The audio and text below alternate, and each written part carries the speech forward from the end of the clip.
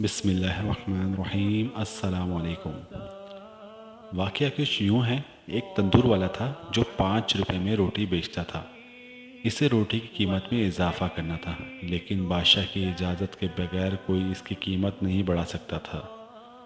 تو وہ بادشاہ کے پاس گیا اور کہنے لگا، بادشاہ سلامت، مجھے روٹی کی قیمت 10 روپے کرنی ہے۔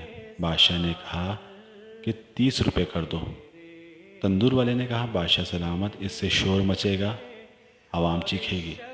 بادشاہ نے کہا، اس کی فکر نہ کرو، میرے بادشاہ ہونے کا کیا فائدہ، تم بس اپنا منافع دیکھو اور روٹی 30 روپے کی کر دو۔ اگلے دن اس نے روٹی کی قیمت 30 روپے کر دی۔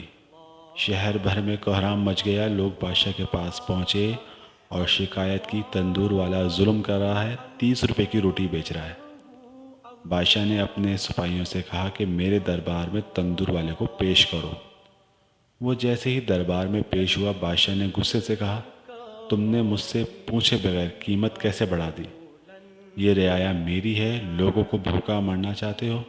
بادشاہ نے تندور والے کو حکم دیا کہ تم کل سے روٹی کی قیمت آدھی کرو اور کل سے روٹی آدھی قیمت پر بیچو گے، ورنہ تمہارا سر قلم کر دیا جائے گا۔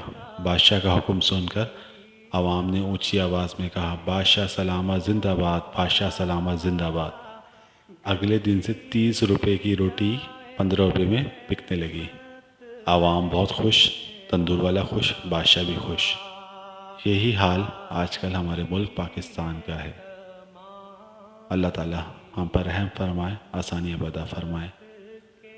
آپ ہمارے اس چینل کو لائک کریں، شیئر کریں، سبسکرائب کریں، بیل کے بٹن کو ضرور پریس کریں تاکہ آنے والی نئی ویڈیو آپ کو مل سکے۔ اللہ حافظ۔